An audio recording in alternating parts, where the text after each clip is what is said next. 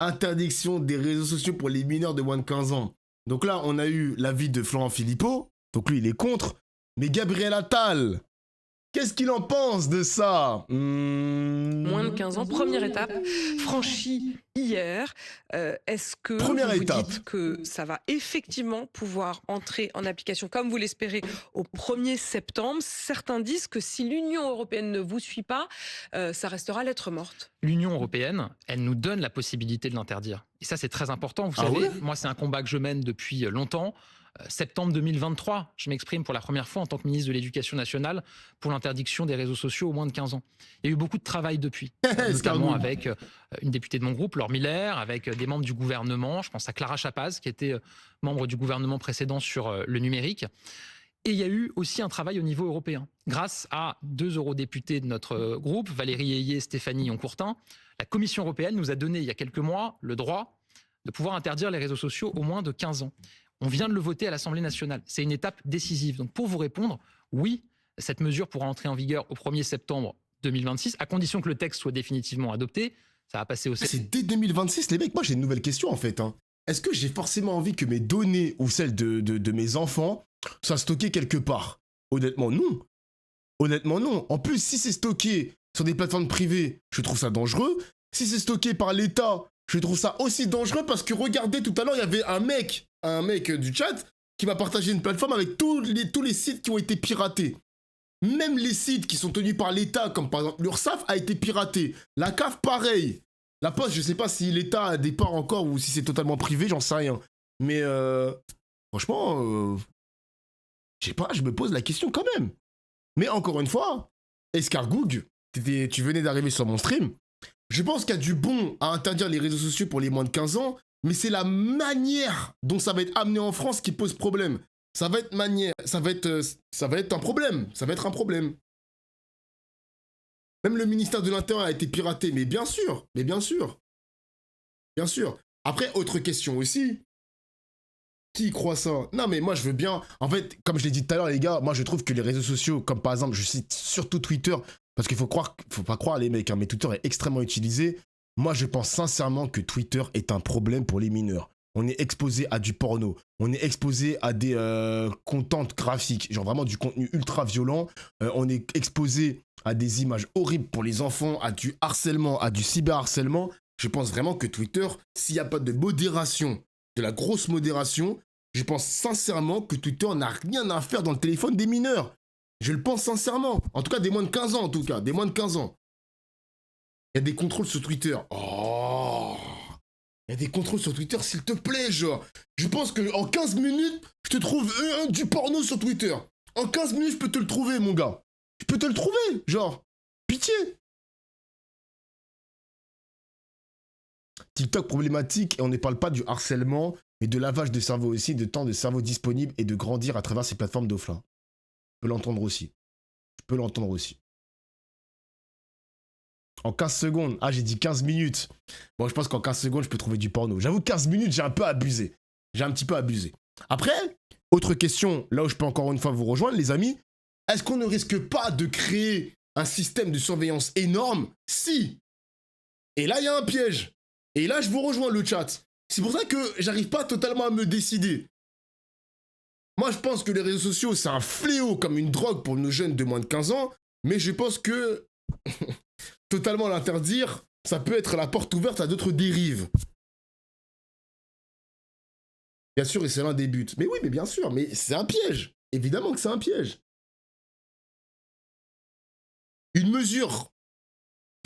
ça me rappelle, je sais pas si on peut faire la comparaison avec le Covid, mais une mesure faite pour protéger peut devenir littéralement un outil pour contrôler tout le monde. Le Covid, c'est un peu la même chose aussi. Je t'avoue que tu tapes juste le nom d'un perso d'animé ou de jeu vidéo sur X, tu tombes sur des dingueries. Dites encore Twitter, les mecs, ça me fait chier que vous dites X. On dit, moi dans ma tête, je dis encore Twitter, mon gars. Twitter. Pensez aussi au bon point, les réseaux font partie du contre-pouvoir d'offline. Ça, je suis d'accord avec toi. Je suis tout à fait d'accord avec toi.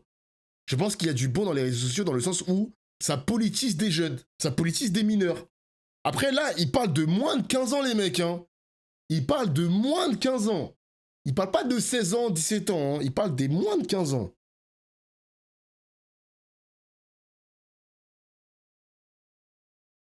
Dire X, c'est être fasciste. C'est vrai. Je pense à peu près dans un mois. Mais on sera le premier pays de l'Union européenne à mettre en œuvre cette mesure qui est essentielle. Mais précisément, selon une source à la Commission européenne qui s'est confiée à notre journaliste sur les questions notamment d'Internet, Raphaël Grabli, la France ne pourra pas obliger les réseaux sociaux à vérifier l'âge des internautes à partir du 1er septembre 2026 parce qu'il s'agit d'une compétence européenne. Mais justement, la compétence européenne, c'est le Digital Service. Et tout à l'heure, on a écouté... et tout à l'heure, il va être compliqué à défendre cette loi. Hein, parce que là, le Gabriel Attal, il nous fait le pompier. Mais ça va être difficile à défendre cette loi parce que oui, si c'est une prérogative de l'Union européenne, c'est eux qui doivent nous contrôler en quelque sorte, nous surveiller. Bon bah encore une fois, Florent Philippot, il a raison de dire qu'on a perdu notre souveraineté. Visiblement, c'est une compétence de l'Union européenne. Elle est où notre souveraineté, les mecs? Genre, je sais pas, moi, je me pose la question en vrai de vrai. Acte, désolé de rentrer je pose la question. Non, au contraire, allons-y. Moi, ce que je veux, c'est justement qu'on rentre dans les détails pour savoir si au-delà des mots, ça va vraiment marcher. Et dans son article 23, ce texte européen donne la possibilité désormais aux États membres de pouvoir l'interdire dans leur pays. Pourquoi c'est important, juste très rapidement, parce qu'il y a probablement beaucoup de parents qui nous écoutent et que ça intéresse. C'est important parce que, vous savez, je suis très engagé dans la lutte contre le harcèlement à l'école. J'ai beaucoup œuvré en la matière. Le harcèlement, il passe aujourd'hui beaucoup, malheureusement, par les réseaux sociaux. C'est important parce qu'on voit que l'usage des réseaux sociaux très jeunes et de manière très prolongée, ça a un impact sur les capacités de réflexion de nos enfants. Il y a une étude américaine qui est sortie il n'y a pas très longtemps qui montre que pour un adolescent qui passe 5 heures par jour sur les réseaux sociaux, en 2 ans, c'est un retard par rapport aux autres adolescents de l'ordre de 6 mois. En termes de développement, en termes d'apprentissage, etc. En termes d'apprentissage et tout, tu perds 6 mois parce que t'es trop à fond sur les réseaux sociaux. C'est vrai ça ou pas le chat? Est-ce que c'est vrai? Parce que ça dépend de l'utilisation des réseaux que tu fais. Hein. Si t'es en train de faire du... comment on appelle ça? Du brain rot? Mais je sais pas si c'est la bonne expression. Brain rot. Je crois que c'est ça, hein, pourriture du cerveau. Ouais, c'est ça, l'abrutissement numérique.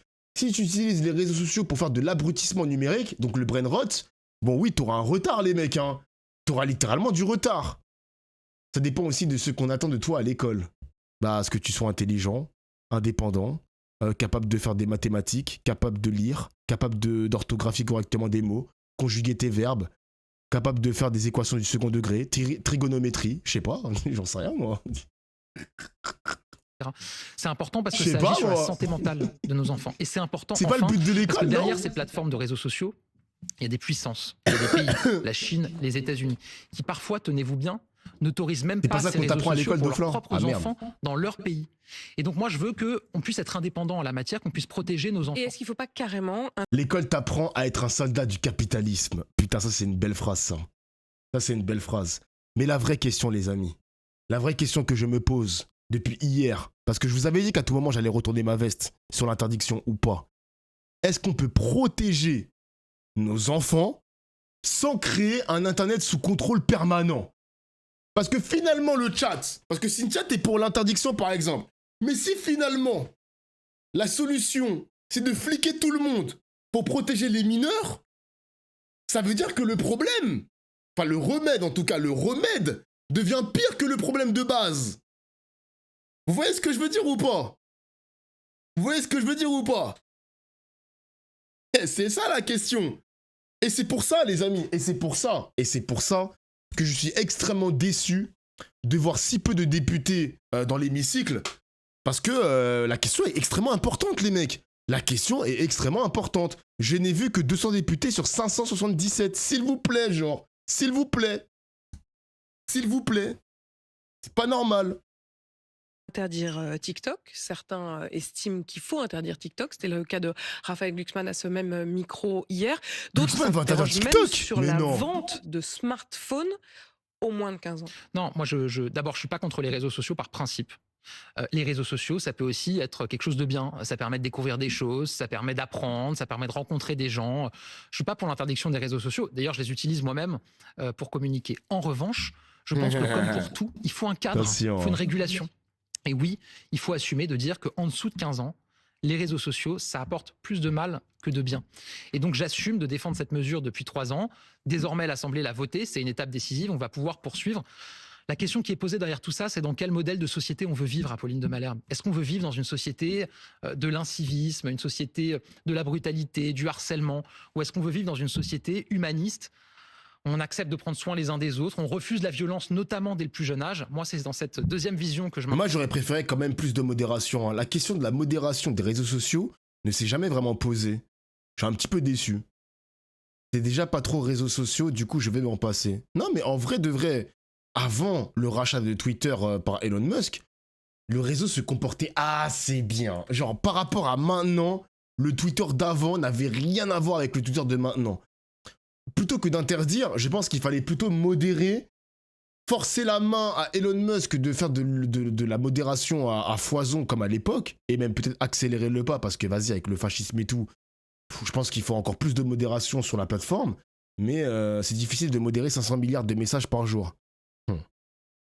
Je pense, les amis, que si l'Union européenne et même la France mettaient de l'énergie pour réguler Internet, pour réguler les réseaux sociaux, que plutôt l'interdire, je pense qu'ils ont l'argent et les capacités de le faire. Est-ce qu'ils ont envie de le faire? Non. Non. Exactement, Doflat a tout dit. Il faudrait plus que modérer. Pour les jeunes, il faudrait limiter et orienter le contenu. Bah oui, l'orienter. J'aurais pas utilisé le verbe orienter, mais très fortement limiter le contenu pornographique. Je sais même pas comment ça se fait qu'on a du porno sur Twitter, genre. Je comprends pas. Je ne comprends pas. Il y a du porno, des gros backshots, des gros faits, des grosses fesses, des gros seins remplis de lait. Je comprends pas, mon gars. Il y a des mineurs qui ont accès à ça. C'est un truc de ouf. C'est un truc de ouf. Et me dites même pas c'est mon algorithme, les mecs. Hein. La vie de ma mère, je suis même pas abonné à ces mecs-là. Je suis même pas abonné à ces mecs-là. C'est pas normal. Je suis face à ce contenu. Dis-nous tout, Dofla. Non, j'ai rien à dire, mon gars. La conclusion, elle est simple. Oui, protéger les moins de 15 ans des réseaux, c'est une bonne intention. L'intention, elle est bonne. L'intention, elle est bonne, les amis. Mais si ça implique qu'on va se faire fliquer derrière, bon, non, merci, les mecs. Hein, ça va créer des bases de données. On voit des piratages, en veux-tu, en voilà. Vous imaginez des numéros de téléphone de mineurs, nom, prénom, adresse, etc. Mais c'est extrêmement dangereux, les mecs. Hein, avec des Morandini qui courent en plus. C'est extrêmement dangereux. Je veux tellement ta gros Dofla, pourquoi? J'ai dit quoi? Qu'est-ce que j'ai dit de mal? C'est pas une bonne intention. Ah ouais? Putain, j'en ai marre de tousser, frère. J'ai le Covid-12 ou quoi, frère? Pour moi, je pense qu'il faut s'arrêter, réfléchir, faire autrement. Moi, je pense qu'il y a matière à réfléchir. Je pars du principe que je vais être de votre côté.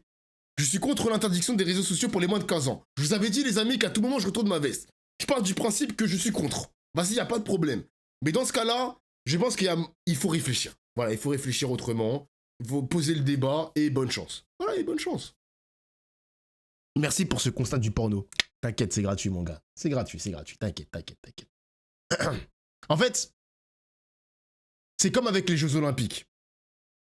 Les Jeux Olympiques, ça avait simulé, enfin ça a mis des drones de surveillance, etc. pour protéger les citoyens. Je pense que la protection ne doit jamais servir de prétexte à la surveillance de masse. Je pense sincèrement ce que je dis. Je le pense.